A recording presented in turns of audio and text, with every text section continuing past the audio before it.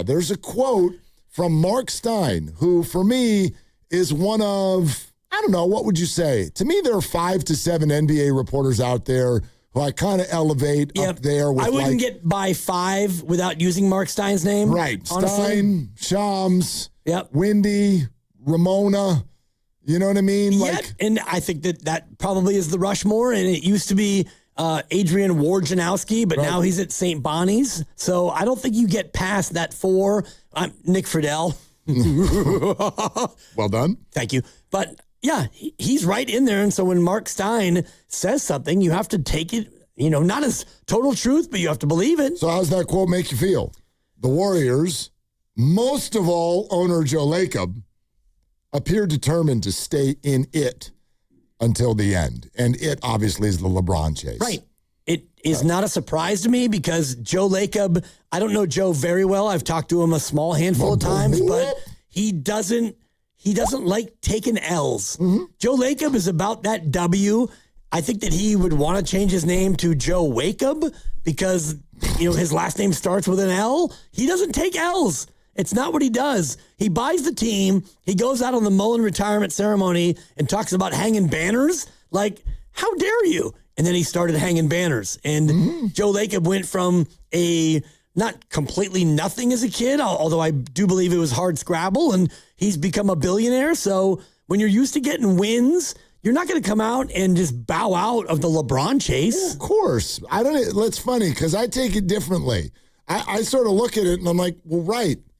Who's not determined to stay it until the end? When is the end? What does that mean? Right. What again? And what is it? What are you hosting a press conference and you're like, we're here to announce that we're out? Okay, in order to do what? Where are you going? Who else are you signing? Why do you even need to say that? If this is not a financially driven decision and we've been told that it's not, then what does that even mean, stay in it or about? There's nothing. It's just we're here. And then at a certain point, he's going to let everybody know what jersey he wears next year. So for me, A, a piece of it was kind of obvious already. But B, if I'm Joe Lacob or Lacob, I'm not terribly thrilled with this quote because it's painting him as the guy who wants it more than others.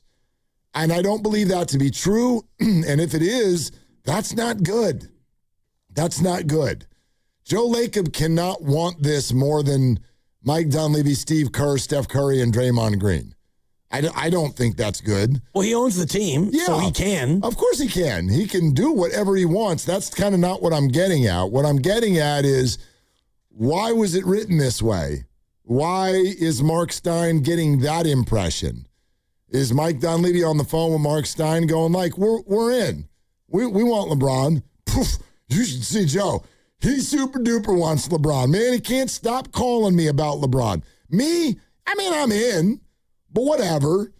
I don't believe that that's the way it's going, but that's kind of the way the quote plays, in my opinion. It makes it sound like Joe's really in on this, and the rest of the crew is in because Joe told them they had to be. And again, I state very clearly, I don't believe that that's fact, but that's the way the quote reads. Yeah. And the quote reads the way it reads based on, Marc Stein getting a sourced report, I'm sure, or talking to somebody who is either inside that building or somebody who knows. And yeah, Joe Lacob, I would imagine if he wants LeBron, and let's just hypothetically say that Dunleavy doesn't and Kerr doesn't and nobody else does in the building other than Joe Lacob, you're still going to be all in because Joe Lacob runs the team. But don't you believe, I think they all want him. I don't know why at this point they wouldn't. Right. What's the downside? It depends on what you have to do to get him. And if it means 4 picks for Anthony Davis or, the other piece of it, the other shoe that it would have to drop, then yeah. But if it's just, hey, LeBron, come here and we'll do nothing else, but you come be a Warrior, of course.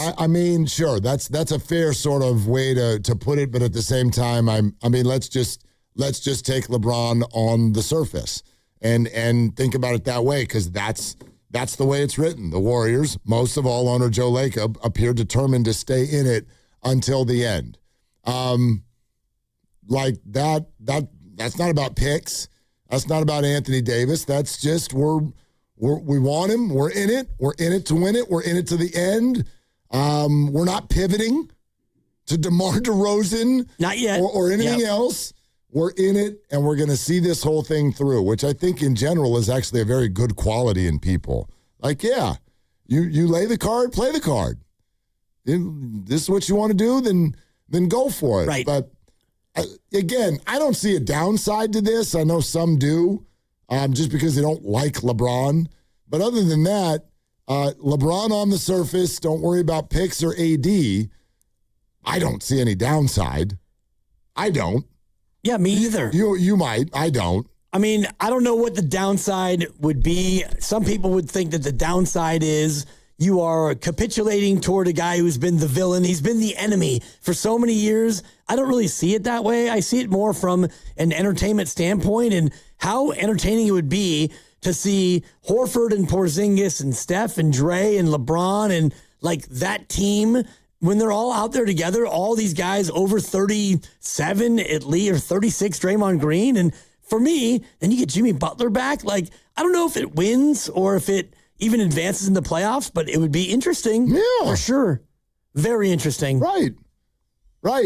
To the point where, by the way, I don't even know. It's not like there's some other option that puts you in the Final Four or guarantees you anything. So, yeah, I'm in big why not mode.